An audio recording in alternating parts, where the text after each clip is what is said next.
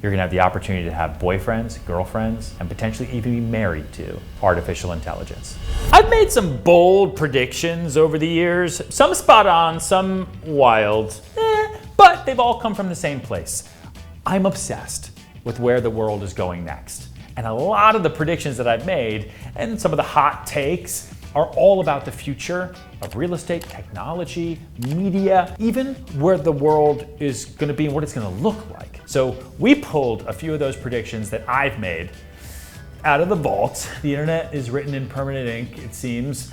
And now I'm gonna break down what it all means for the future of this industry and your place in it. And let's see if some of my predictions were right or if I was way off. Let's dive in. This could go poorly. There's a confusion as to what AI actually is. We have GPT and everyone's excited about replacing everything and everybody and no one's gonna write anything anymore. But what AI actually is today is language probability. You type and what it's learning from you is based off of every piece of text put onto the internet ever. I get excited about, what we call at Serhant, right? Artificial agent intelligence. How do we amplify the work that we do? I don't have to sit down and write a listing description anymore. I just have to learn how to use it to your benefit. Like, that's awesome. Nailed that one. This was me on stage and people were saying, AI is gonna replace absolutely everybody. And what I was really saying was, no. You're gonna have empowered salespeople. I think sales is actually one of the skill sets that AI won't replace. If anything, it's just gonna make salespeople even stronger because artificial intelligence so far has not figured out how to gain trust, how to build confidence. It gives you information, sometimes it's right, sometimes it's not right, based on a series of probabilities, the way I say in that talk there. But I think I nailed that one. That's exactly where we are. And it's even getting stronger, as you know, because eventually we will have agentic artificial intelligence doing work for you outside of just pure language. Within the next 5 years, 50% of real estate transactions in the US will be done in some way, shape, and form with cryptocurrency. And as soon as the banking industry becomes okay with the volatility and can hold the crypto on their books, then I think there'll be wallet-to-wallet transactions. And it's super exciting, especially with international purchasers and people who ordinarily might not have been able to afford an apartment. We have people who have kind of regular day jobs, but now because they've created so much of this kind of crypto asset wealth, they're able to put down, let's say 50 to 70% of the purchase price using cryptocurrency, and then they'll finance the remaining amount because the remaining amount is now so small, whereas ordinarily they wouldn't have been able to even afford the apartment. Normally if you go to a bank and do the standard credit rating against your W-2s, so it's opening up home ownership to even more people, which for me, I think is a really good thing. So this was from the end, I think, of 2021. So are 50% of all transactions being done in cryptocurrency? No, not yet. That said, I was incredibly bullish on crypto at that time when it started to tank in 2022, and I doubled down even harder. And now, as I'm sitting here, Bitcoin is hovering around $120,000, which at that time, everyone said was completely insane. So I continue to double down even further. Before we know it, Bitcoin will sit at $200,000, if not much higher. The wealth that's being created is going to be used to purchase real estate. And as soon as banks, which is what I said 4 years ago now, can figure out crypto liquidity so that people with home loans can pay off their loans with cryptocurrency, can buy homes with mortgages on them with cryptocurrency, then yes, I think you will probably get to a world in which even more than 50% of transactions are done in some way, shape, or form with crypto and or on the blockchain.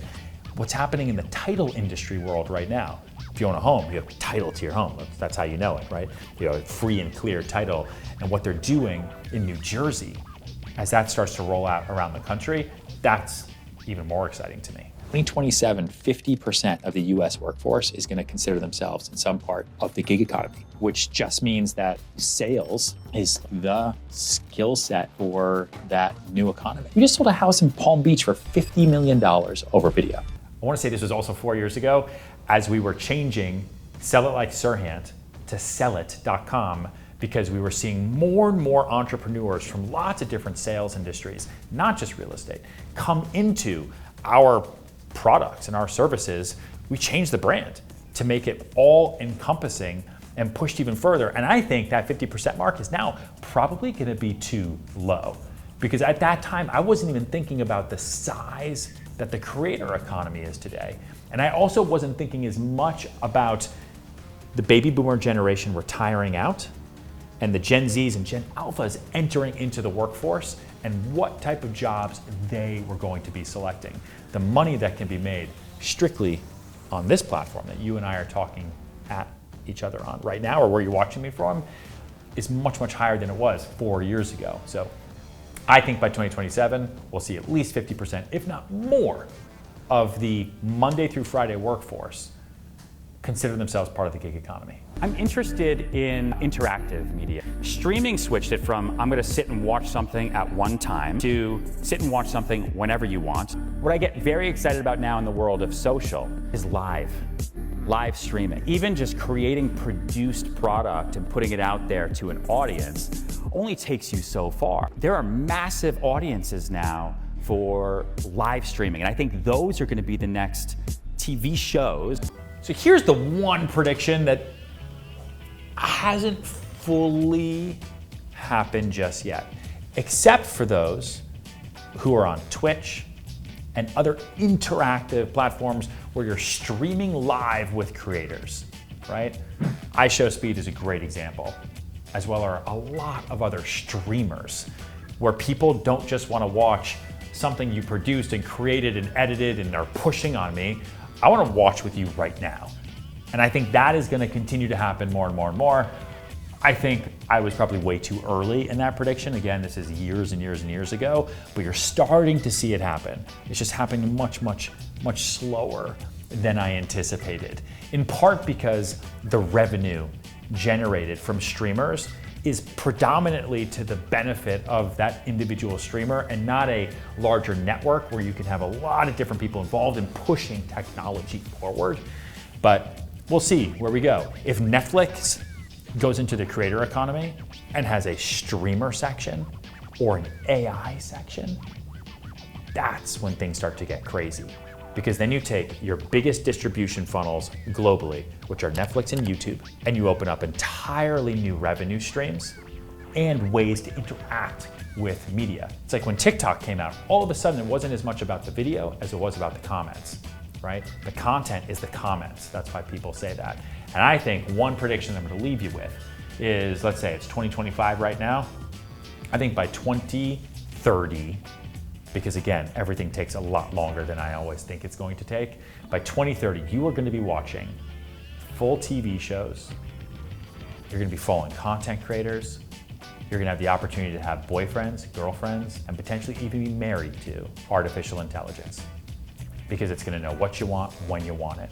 The dopamine hits are going to be personal, they're going to be entertaining, and they will be scary. So we can embrace it or not. Touch base in 2030.